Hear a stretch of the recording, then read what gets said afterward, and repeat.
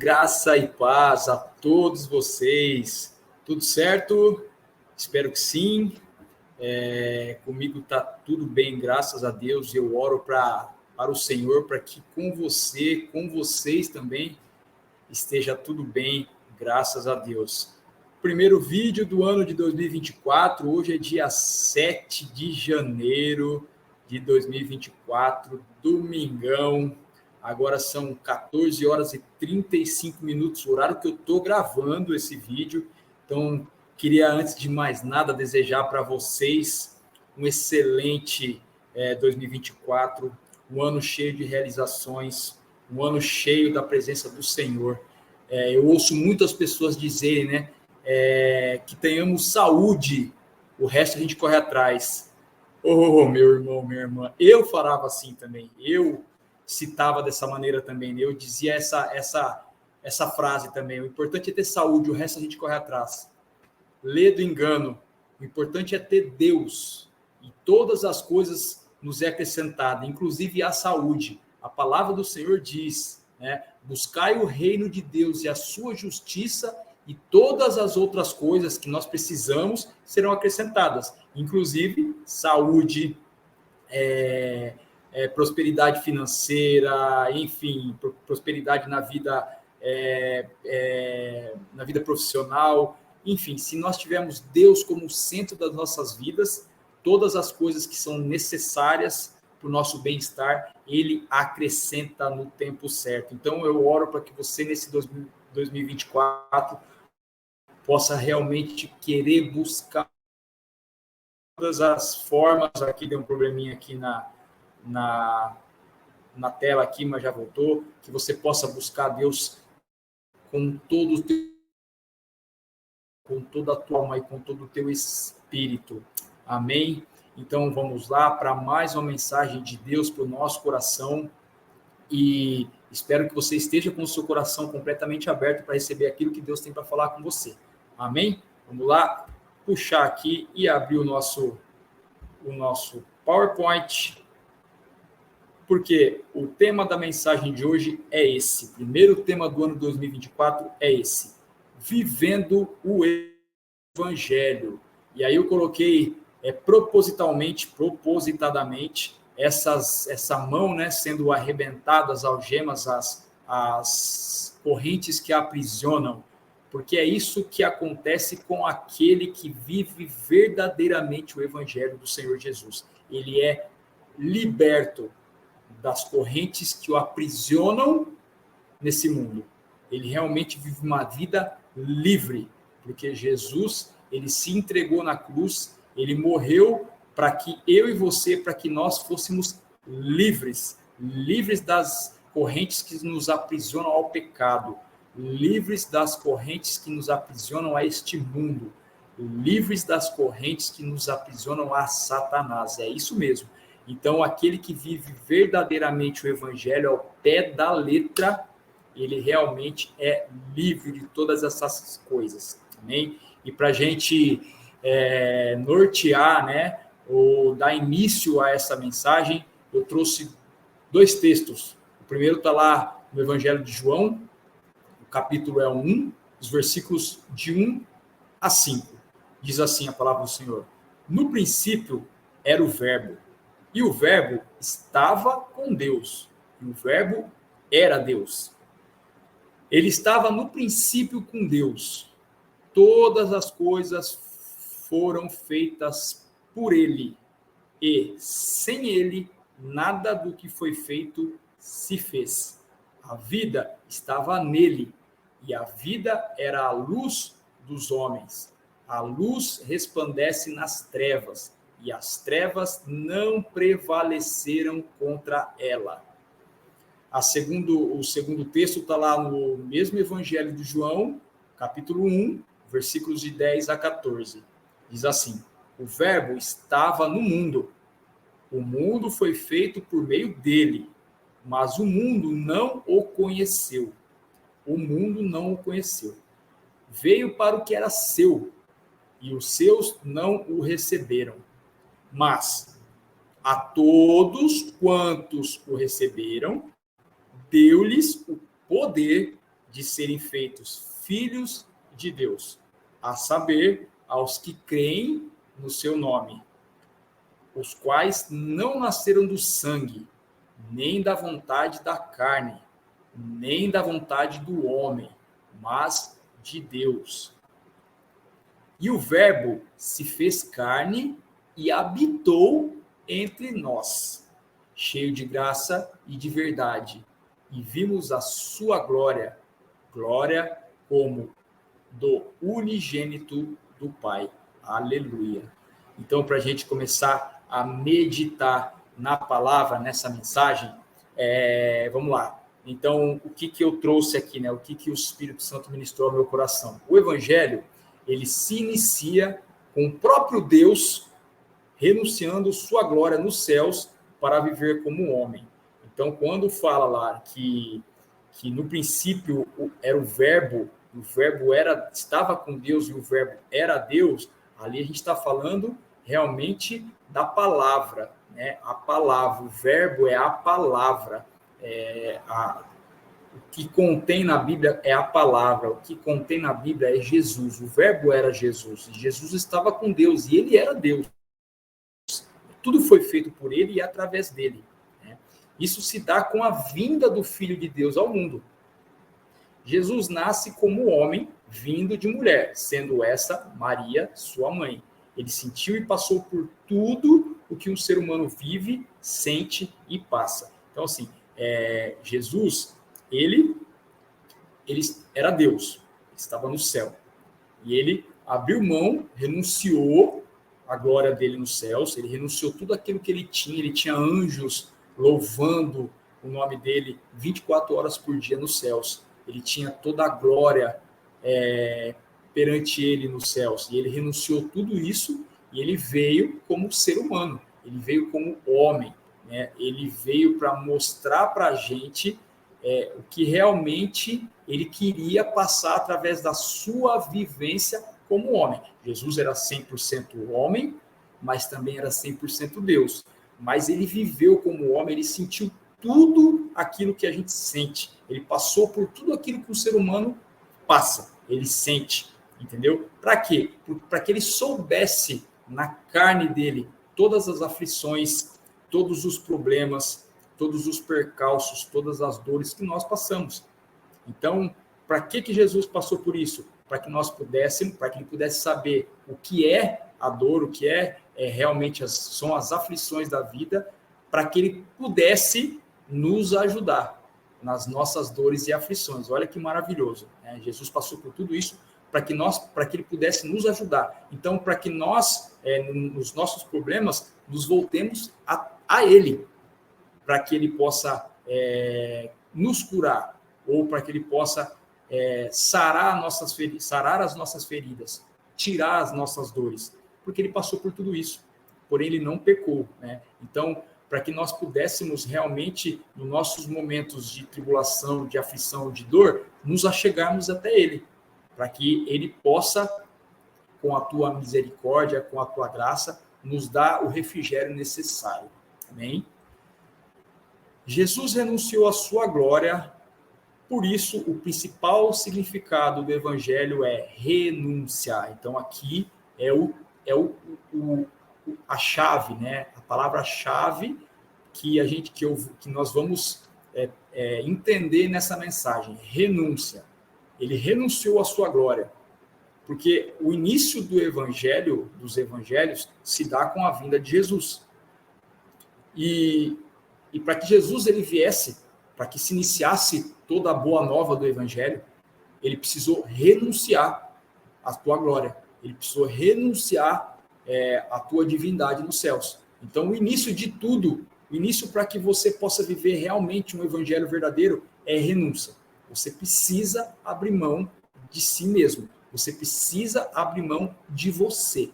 Você precisa esquecer aquilo que você quer. Você precisa se entregar, como Jesus se entregou a Deus, à vontade de Deus, para que nós pudéssemos ser salvos, para que os nossos pecados pudessem ser perdoados. Você precisa renunciar a si mesmo, se entregar à vontade de Deus, para que ele possa sarar a sua alma, para que você possa realmente entender qual o propósito de Deus para a tua vida, porque Deus tem um propósito para a vida de cada um.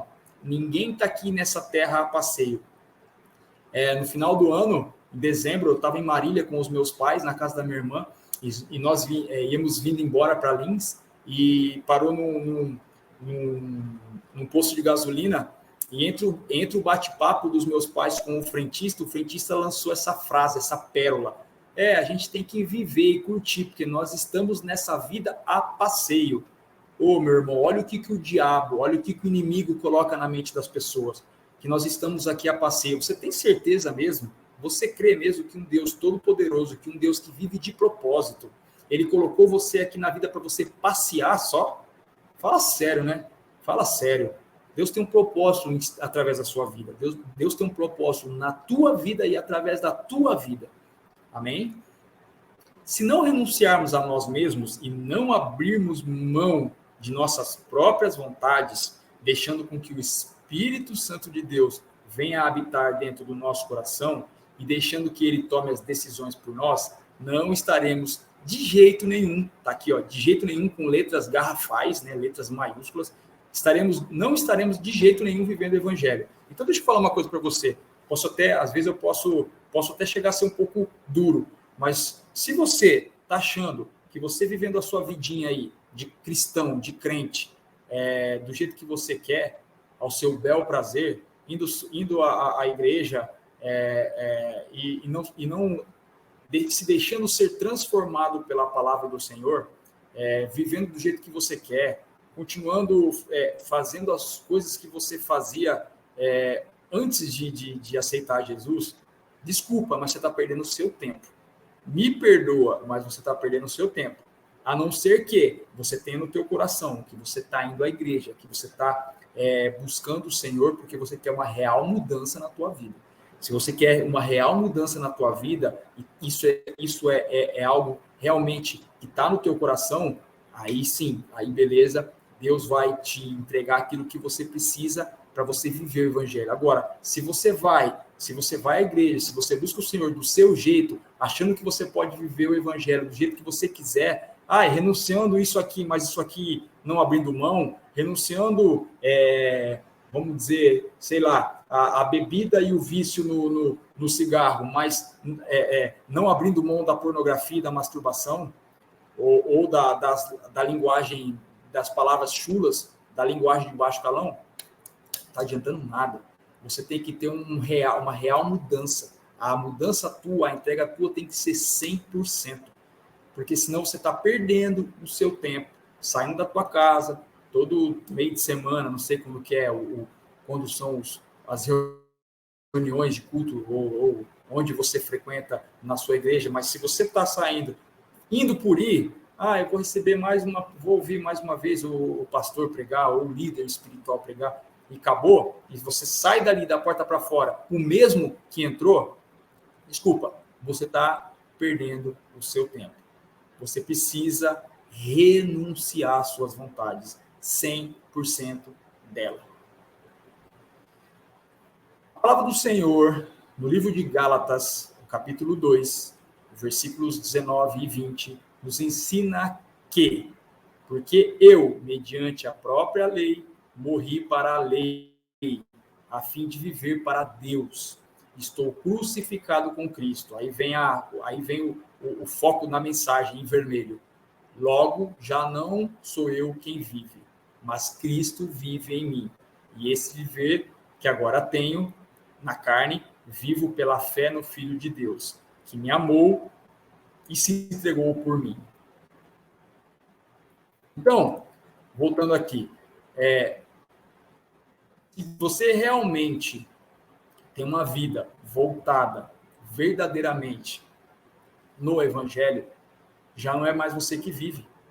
Aqui Paulo está nos deixando assim, esse ensinamento. Cristo vive em você. E como é que Cristo vive dentro de um coração que não está completamente entregue para Ele? Como é que o Espírito Santo ele vai fazer a obra num coração que não está 100% entregue para Ele? Não tem como. Então, o verdadeiro cristão, aquele que realmente se deixou ser transformado, moldado e lapidado pelo Espírito Santo, você vai ver o fruto que ele demonstra, que ele mostra, que ele apresenta. E o fruto dele é realmente Cristo vivendo nele. Essa pessoa, ela é uma cristã, porque as pessoas não sabem o que é ser cristão. As pessoas falam que é cristão da boca para fora. Conheço uma pessoa que fala direto. Ai, mas eu também sou cristão. Ah, mas eu também sou cristão. Não é. Porque não sabe, porque fala sem saber o que está falando. As pessoas falam sem conhecimento. Cristão significa ser pequenos cristos. E pequenos cristos é ser Cristo menor. Não é ser Cristo pela metade. Não, é ser Cristo menor. Cristo é grande. Cristo é imenso. Nós somos pequenos cristos, mas nós somos iguais a Ele. Temos que ser iguais a Ele. A Bíblia também vem nos trazer na primeira epístola de João, no seu capítulo 3, no versículo 6, 1 de João 3, 6, o seguinte ensinamento. Presta atenção. Aquele que diz que está nele, também deve andar como ele andou. Olha só. E uma outra tradução vem nos dizer assim, ó. Todo aquele que permanece nele não vive pecando. Todo aquele que vive pecando não ouviu nem o conheceu. Então, não tem como você falar que você tem uma vida com Jesus, não tem como você falar que você realmente foi salvo, que você realmente vive o evangelho se você vive pecando. Você precisa estar nele e andar como ele andou, como Jesus andou. Jesus andou em amor, Jesus andou em santidade, Jesus foi o único que não pecou. Ah, mas ele foi o único que não pecou. Não tem como não pecar. Realmente, a gente não existe alguém que nunca deixou de pecar. O único foi Jesus. A palavra diz, o único que não pecou foi ele. Então, não tem como eu não deixar de pecar. Lógico, ninguém está falando que você aqui não vai pecar, não vai. Mas o que acontece? Nós precisamos acessar a graça. Nós, recebendo o senhorio de Jesus, vivendo o evangelho, buscando as coisas de Deus todos os dias das nossas vidas, realmente estando no centro da vontade de Deus, fazendo aquilo que Deus quer que nós façamos, a gente tem acesso ao trono da graça. E o que é a graça? A graça é a força, o poder capacitador de Deus para nós. Ou seja, é o Espírito Santo de Deus que é derramado sobre nossas vidas, que vai nos dar o poder de viver para agradar o Senhor. Ou seja, que nós não vamos mais viver sob domínio do pecado, nós vamos viver sob domínio de Jesus, sobre o comando do Espírito Santo. Vamos pecar? O pecado vai ser um acidente de percurso. A gente vai acidentalmente pecar uma hora ou outra, mas isso não vai ser, a gente não, como fala aqui, né? A gente não vai viver pecando. O pecado passa a ser um acidente na vida do verdadeiro cristão, daquele que vive verdadeiramente o evangelho. E aí, vou pegar aqui o meu celular para finalizar essa mensagem. Para finalizar essa mensagem, eu quero pegar o celular aqui, porque eu coloquei aqui para finalizar a mensagem e não coloquei nos slides. Eu acabei não colocando nos slides, mas eu trouxe uma mensagem aqui também muito poderosa e esclarecedora para finalizar essa mensagem nossa aqui, né? Então, o que é realmente ser cristão? O que é realmente viver o evangelho? Então, tá aqui, ó. Em Mateus no capítulo 7, os versículos 24, 25, 26, 27 e 27, então, dos capítulos 24 a 27, é o final do Sermão do Monte, aquele conhecido Sermão de Jesus, né, que Jesus fez lá no monte, que eu não lembro qual que é o monte agora, mas chama Sermão do Monte. Então, Mateus 7, o capítulo 24 ao 27 diz assim: todo aquele, pois, que ouve estas minhas palavras e as pratica, será comparado a um homem prudente que construiu a sua casa sobre a rocha. Caiu a chuva, transbordaram os rios, sopraram os ventos e bateram com força contra aquela casa. E ela não desabou, porque tinha sido construída sobre a rocha. E todo aquele que ouve estas minhas palavras e não as pratica, será comparado a um homem insensato que construiu a sua casa sobre a areia. Caiu a chuva, transbordaram os rios, sopraram os ventos e bateram com força contra aquela casa. E ela desabou, sendo grande a sua ruína. Então, o que o Senhor Jesus ele quer nos ensinar através desse final, né? Ele fez todo o Sermão do Monte, ele ensinou o povo. Ali ele ensinou como ser cristão. No Sermão do Monte, se você quiser, pega aí o Sermão do Monte, se não me engano, ele começa no Evangelho de Mateus, no capítulo 5. Então, ele é o capítulo 5, 6 e 7, do Sermão do Monte. Então, ali Jesus dá todos os direcionamentos de como ser um cristão, de como realmente viver debaixo da vontade de Deus, de como estar no centro da vontade de Deus. E no final, todo o ensinamento, ele fala sobre esse homem que construiu, sobre esses dois homens, né? Aquele que ouviu tudo aquilo que Jesus falou, aquele que ouve a palavra do Senhor, aquele que lê a Bíblia e medita, e a coloca em prática e vive aquilo, sobre aquele fundamento, é como um homem que construiu uma casa na rocha, o alicerce firme, forte, está bem alicerçado. O que é a casa? É o teu coração. A casa somos nós. Aquele que realmente vive embasado nos ensinamentos de Jesus, no que está pautado na Bíblia, é um homem prudente, que construiu a sua casa na rocha. Vem vento, transborda rio, vem tempestade e a casa fica firme, não cai. Percebe que vem as tribulações, vem, mas a tribulação não derruba esse homem, não derruba essa casa. Já aquele que ouve, entra por aqui e sai por aqui, como eu falei, entra na igreja só para cumprir com uma religiosidade, cumprir com a sua obrigação, é como um homem que construiu a sua casa na areia. O alicerce é fraco, não tem embasamento, não tem raiz. Vai vir tribulação, vai vir tempestade, vai transbordar rio, vai ventar e a casa vai desabar. Vai desabar. Por quê? Porque não está embasado nos ensinamentos de Jesus. Não está embasado sendo guiado pelo Espírito Santo. Está sendo guiado pelos próprios desejos. Não renunciou aos próprios desejos para viver aquilo que Deus tem.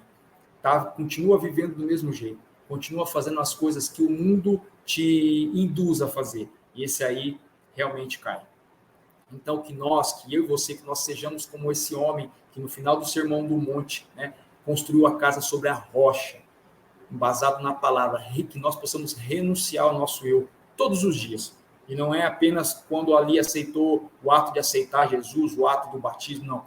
Nós precisamos renunciar à nossa carne, às nossas vontades, todas as manhãs, todos os dias. A gente precisa abrir mão do nosso eu, que a nossa luta é diária, é de glória em glória. Não é apenas uma vez ou de vez em quando, é todo dia. Porque se passar um dia sequer sem você abrir mão de você mesmo, você abre uma brecha para que o inimigo venha aí, e ele tem lábia, hein? Ele consegue, ele tem o poder de persuasão. Então você precisa estar revestido das armaduras de Deus. Então você precisa abrir mão de você todos os dias entregando sua vida para Jesus, todos os dias deixando com que o Espírito Santo te encha, para que ele transborde a presença dele em você e o teu eu suma, o teu eu desapareça e apenas ele apareça em você. Porque como Paulo diz, não sou eu mais quem vivo, mas Cristo vive em mim. Então que Cristo possa viver em você diariamente, não apenas de vez em quando, mas todos os dias,